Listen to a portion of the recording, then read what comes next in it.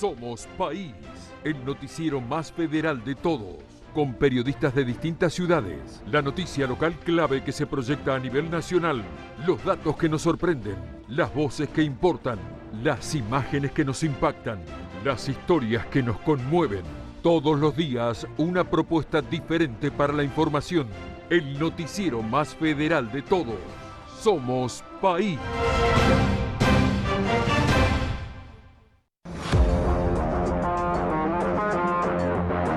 Bienvenidos a Agenda Carburando por la pantalla de Somos.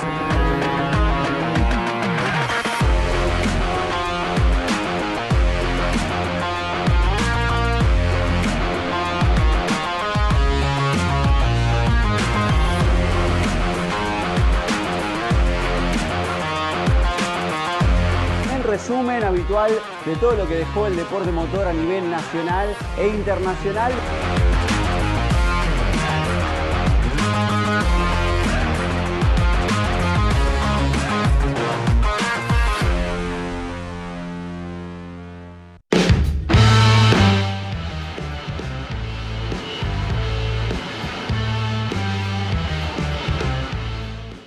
Con el ex ministro de Trabajo de la provincia de Santa Fe, Juan Manuel Pucineri, que además es abogado, conoce el mundo laboral sindical de Santa Fe hasta por tradición de familia. Sí, ya. Sí, mismo desde hace tiempo. Desde hace tiempo. Desde hace bastante tiempo. Antes de preguntarte por si considerás que es necesaria una reforma laboral y de qué tipo, me interesa preguntarte, después de tu último paso por el Ministerio de Trabajo de la provincia de Santa Fe, digamos, ¿qué tipo de empleo hay en Santa Fe? ¿Qué tipo de empleo generan las empresas, los comercios en Santa Fe? ¿Cómo digamos, si vos me tenés que definir la calidad característica del trabajo de la provincia, ¿vos cómo lo describirías? Bueno, en términos absolutos, yendo al trabajo registrado, sí. Vos tenés ahí industria y comercio son los mayores empleadores.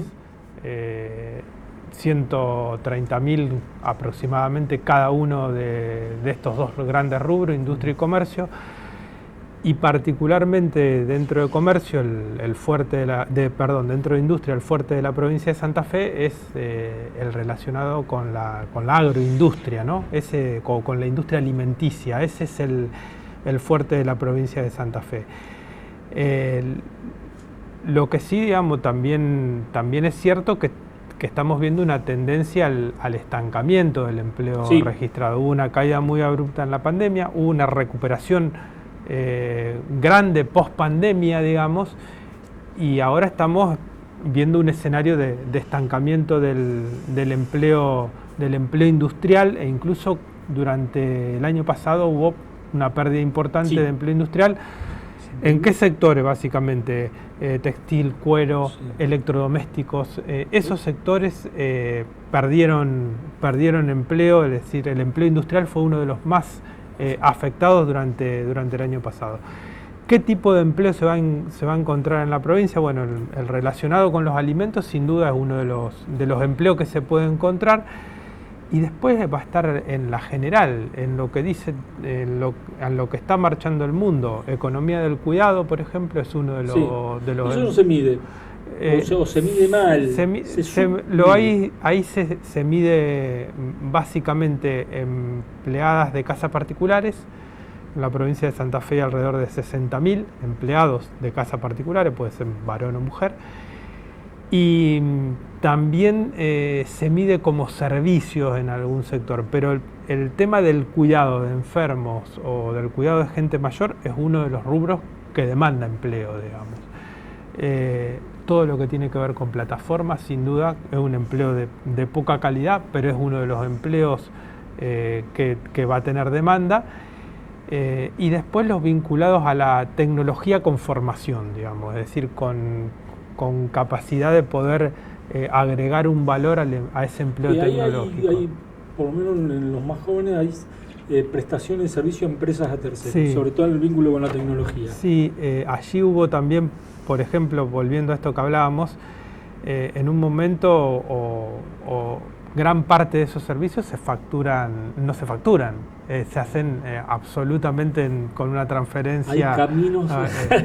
Claro. Hay caminos. Y se empezó a trabajar en la posibilidad de que haya un monotributo para formalizar ese tipo de empleo. Pero los trabajos tecnológicos que se hacen desde cualquier lugar para afuera es uno de los nichos, si se quiere, que va a tener desarrollo, pero requiere formación. Santa Fe da la posibilidad de cobrar esos dólares que se cobran afuera, comprarlos acá con criptos.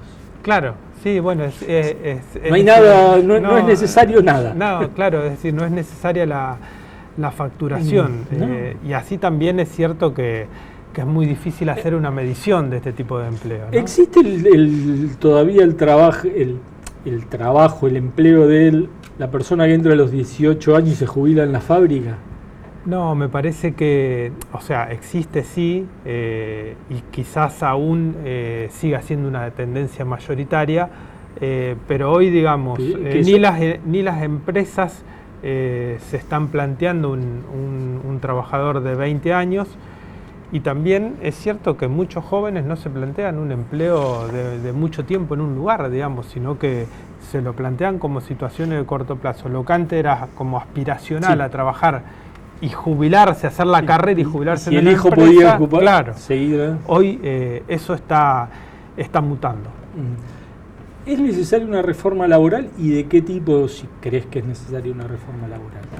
Yo creo que sí, es necesaria una reforma laboral, pero creo que no es la reforma laboral que estamos viendo, digamos, que no le arregló un problema a nadie, ni a los empleadores, es decir, es una reforma desde mi punto de vista inocua, en el sentido de que lo único que trató de hacer es decir, bueno, voy a restarle derechos a los trabajadores, que digamos, básicamente el que restó fue uno, el de la indemnización por trabajo sin registrar, ese es el más importante. Pero no creció el empleo registrado, se propuso un blanqueo, por ejemplo, y no tuvo ningún resultado, un resultado nulo prácticamente.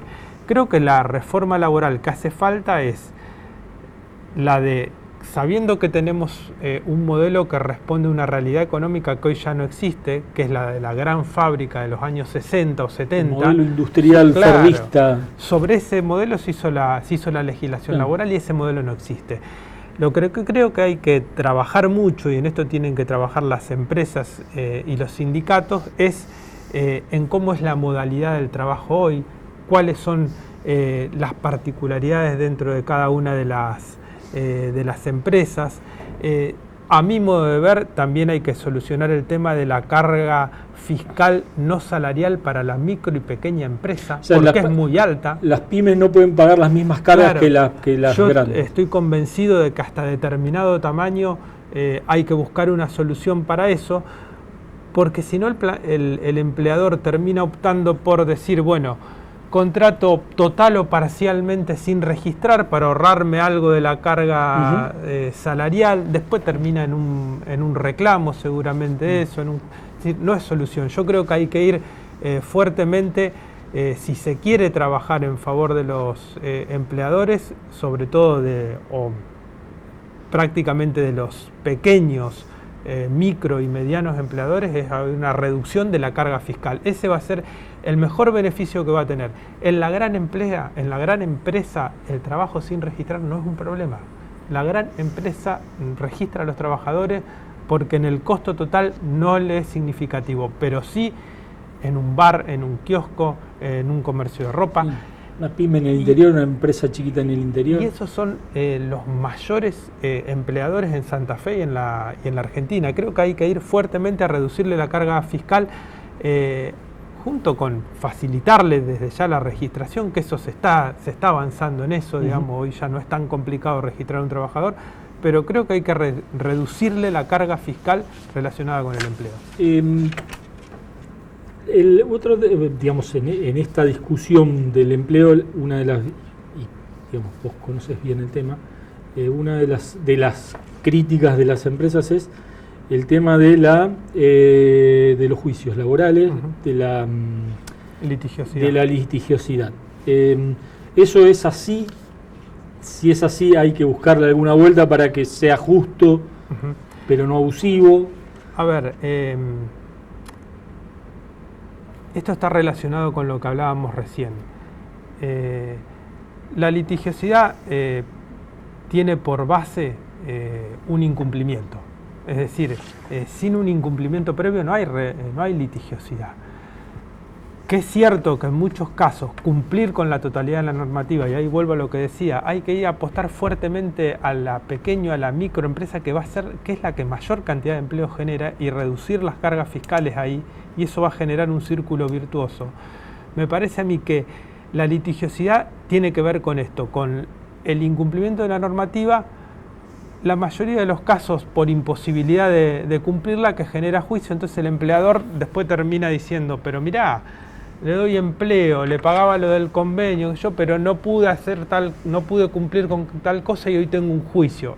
Es cierto que existe la litigiosidad, pero también hay que decirlo que esto tiene que ver básicamente con una situación en la cual previo a la litigiosidad hay un incumplimiento. Sacando los casos que son los menos en realidad de juicio inventado, o el que se pone como ejemplo, que son casos excepcionales, digamos, y de laboratorio, y en realidad para hacer un análisis pretendidamente serio, digamos, no se puede arrancar de la excepción, sino de la generalidad. Y después, en otro caso, en otro de los sectores que hay mucha litigiosidad, es el relacionado con las enfermedades laborales. Digamos, tenemos allí una ley muy mezquina, digamos, porque solo reconoce lo que está en una lista como enfermedad, y eso termina en una litigiosidad ahí básicamente importante contra las ART o contra la aseguradora de riesgo de trabajo. Ese es el panorama general de la litigiosidad. Juan, te agradezco mucho la visita. No, gracias a vos calor, por la invitación. Y estamos hablando de un un tema caliente. Sí. Gracias por la visita. Gracias a vos. Hasta la semana que viene.